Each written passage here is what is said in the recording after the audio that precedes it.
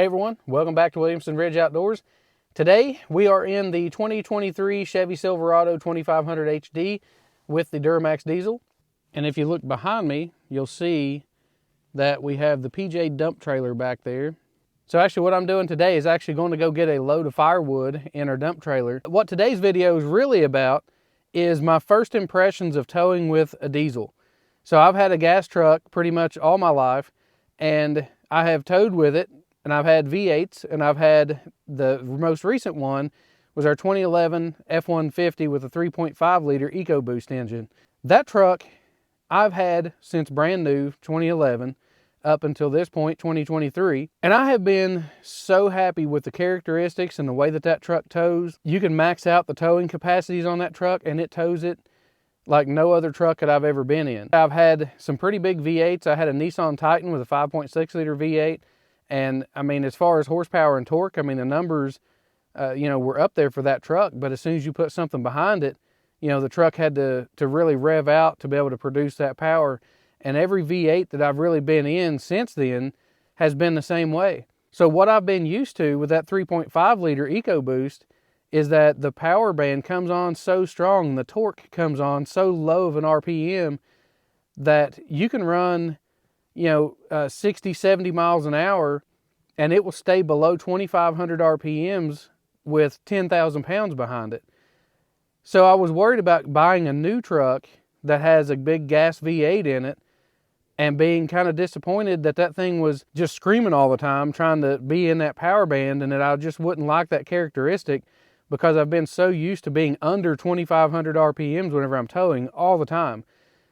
I've been so impressed with that EcoBoost. But anyways, that's what today's video is about, is my first impressions of now going to a diesel and towing with a diesel. While I may not be maxing this truck out, it'll at least kind of give me an idea of the difference between the 2500 and the fact the diesel versus that gas, and whether I'm happy with the towing characteristics. Maybe I should have stayed with a gas instead of going with the diesel. So let's get to it. I'm gonna head on over there. We're gonna go get our firewood, and I'll kind of keep you updated once we get loaded up. By the time we get loaded up, the trailer should have around 8,000 pounds or so in it, or about 8,000 pounds total, including the weight of the trailer. We're gonna cruise the speed limits everywhere we go and just kind of see what we end up with. So we got loaded up. You can see the trailer back there behind me. That's a pretty good load. I'm surprised. I can feel it quite a bit behind the truck, but I've not gone very far yet, and I've just pulled out of their place and went like a half a mile. But I was surprised at the difference I could feel with the truck already compared to the difference of what I feel on my old truck. Now, as far as the weight handling, I can feel that this truck is handling the weight on the suspension and the truck a whole lot better than what the old one did. But I was surprised that it seemed like that the engine is straining a little bit. But I mean, it's not straining, don't get me wrong, but I was surprised that I could feel that much of a difference in it versus the old truck. So the speed limit is 70 through here, and I'm going to increase my speed here, and I'm going to get on it just a little bit up to 70 and just see how it feels.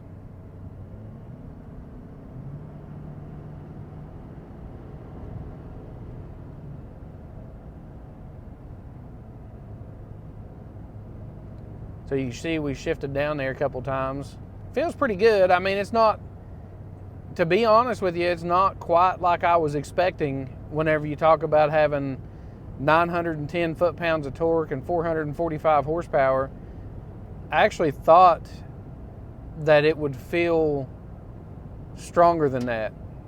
Maybe I'm asking too much, or maybe I'm used to a different scenario, but I'm gonna slow down to about 50, and we're going to do a little acceleration test here.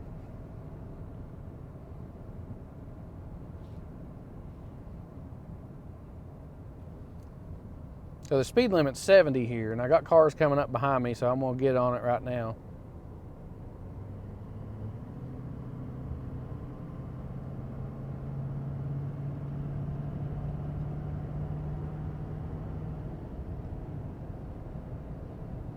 So it gets up to 70 pretty quick, but I believe my EcoBoost actually would get up to 70 just as quick as what this does. I'm actually a little disappointed in that. So I know what y'all's probably thinking, you know, hey, you're crazy.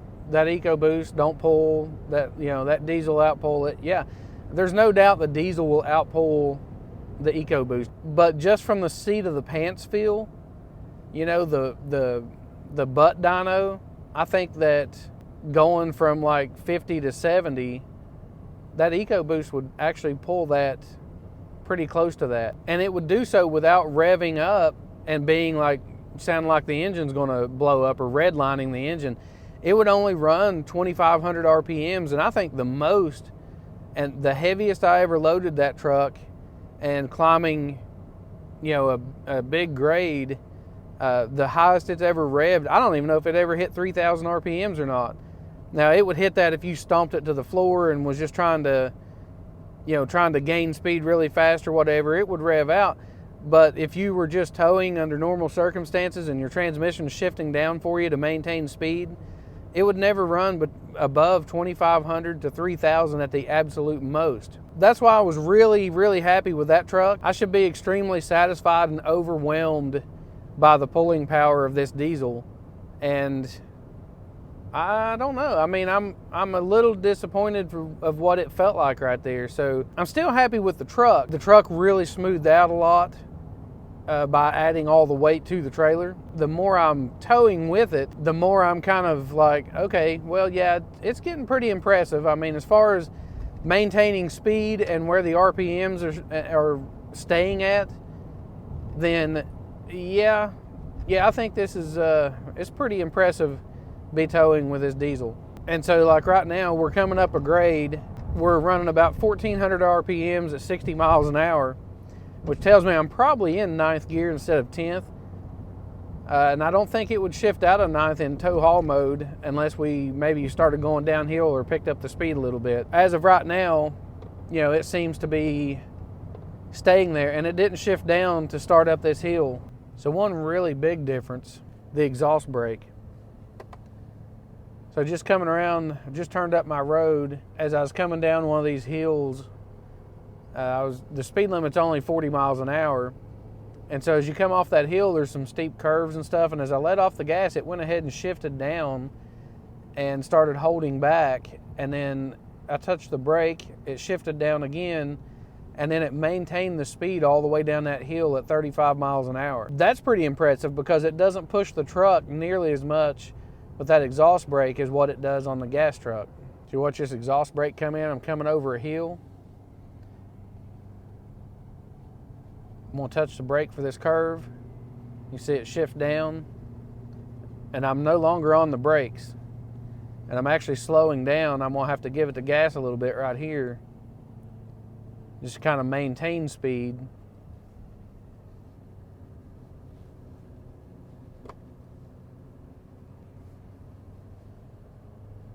And as we straighten out, then we can give it the gas again, but now I've got to turn. We're getting ready to go up the hill at the house, and I went ahead and put it in 4-wheel drive, but I'm not going to go to 4 low like I used to on my old truck. I'm just going to make sure it's engaged in 4 high, and the transmission in the first gear is actually really low, so I think it'll pull this just fine.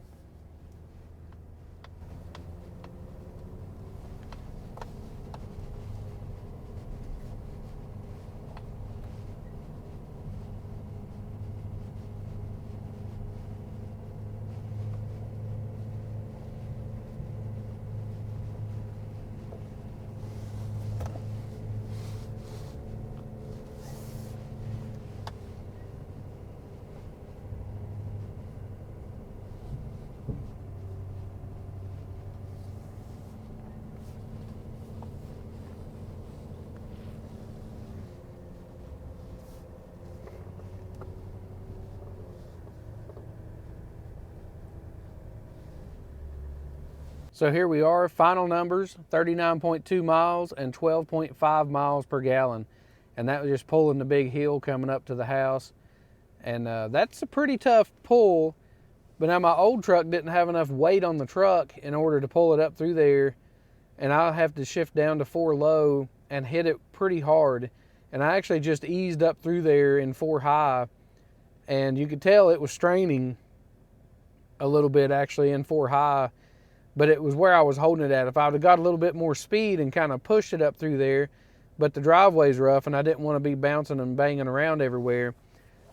And I was surprised that actually it did have enough traction and enough weight on the truck to actually pull that load up the driveway. So this is pretty much a full trailer load. It's got just a little space around the edges, but it's pretty full and it's pretty much right at a cord. So I just finished unloading the firewood out of the PJ dump trailer. Man, this truck has some really cool features that is definitely making me like this even more. But check this out. This thing has a light. I thought this was another camera or something, and it shines right down here on your hitch, and you can see your chains, you can see your hookup, you can see everything that you're doing here to get hooked up or unhooked. And on the old truck, I ran into this all the time. I was trying to figure out how to get light back here to be able to see this stuff. It's amazing how much that little tiny light actually helps to see what you're doing back here. Plus, it has these side lights on the mirrors that are shining back and lighting up the area around the truck and the trailer, and I can see everywhere I'm walking. You can kind of see my shadow there, but I can see everything that I'm walking around and not tripping on stuff out here in the dark. Your reverse lights are blocked by your trailer, so those side mirror lights shine around it and let you be able to see where you're going.